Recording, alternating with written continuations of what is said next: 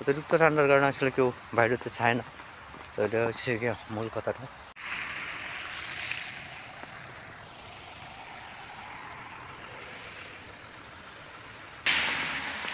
আসসালামু আলাইকুম বন্ধুরা, কী অবস্থা সবার? আসলে সবাই ভালো আছেন? তো আমি ভালো আছি। তো অনেকে অনেকে যারা আমার বলতেছিল যে ভাইয়া আসলে বেলারুশ কী পরিমাণ শীত বা ইউরোপের দেশগুলোতে বর্তমানে কী অবস্থা, কী পরিস্থিতি। তো আপনাদেরকে একটা বিষয় দেখায়।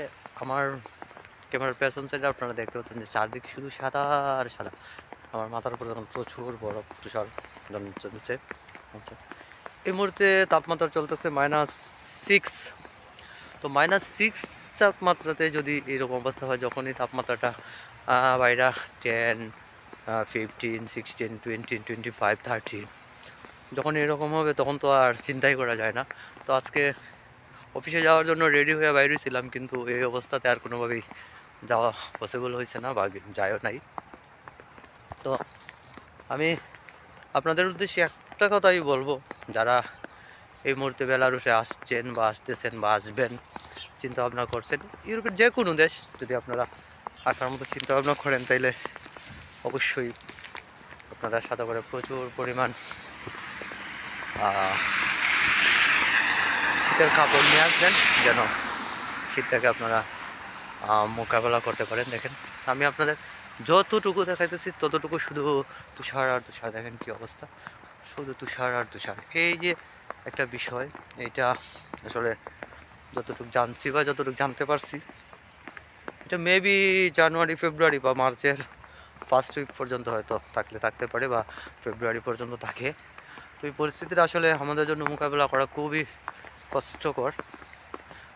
তো দেখেন আমি আজকে অফিস যাওয়ার জন্য রেডি হয়ে বাইরে ছিলাম, কিন্তু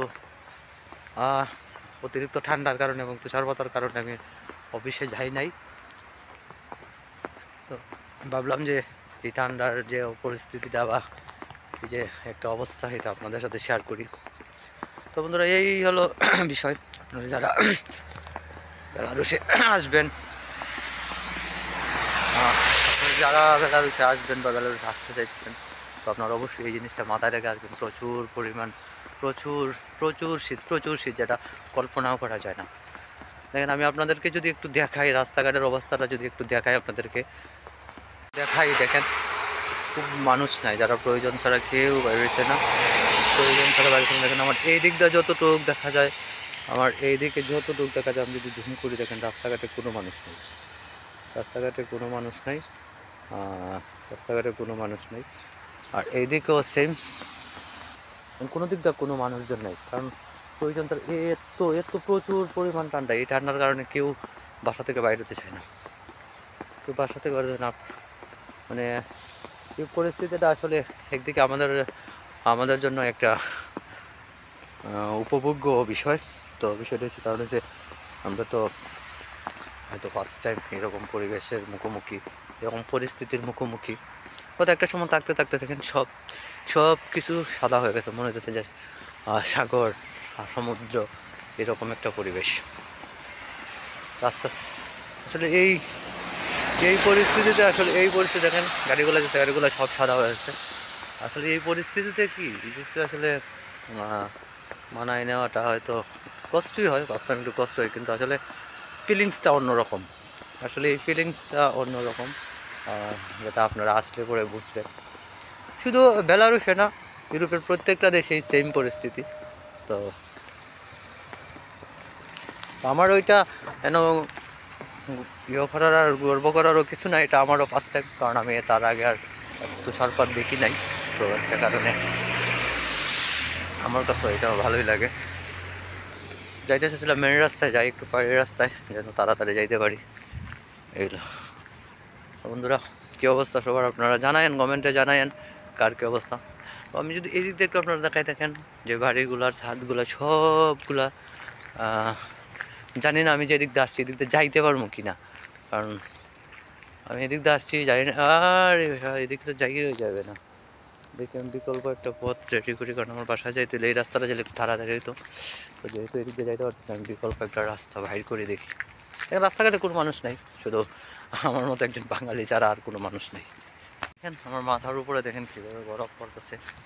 আসলে এই ঠান্ডাটা আমাদের জন্য কত অনেক ক্ষতিকর হবে মনে হইতেছে। ঠান্ডাটা সবার মতো কোনো নাই, এদিক দিয়ে তাকাইবেন নিতে শুধু বরফ আর বরফ। তো আসলে পরিবেশের সব কিছু মানায় নিতে হয়, আপনার সব কিছু মানায় নিয়েই চলতে হইব।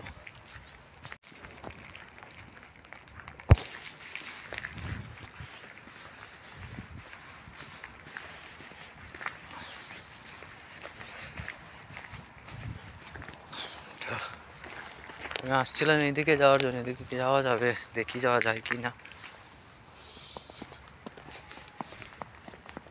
কিচ্ছু করার নাই, এই পরিবেশ মানায় নিতে হইব, এই পরিবেশ পরিস্থিতি সব কিছু মানায় চলতে হইব।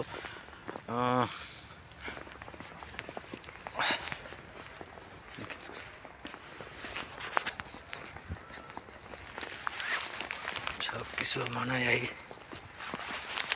তাছাড়া কোনো উপায় নাই।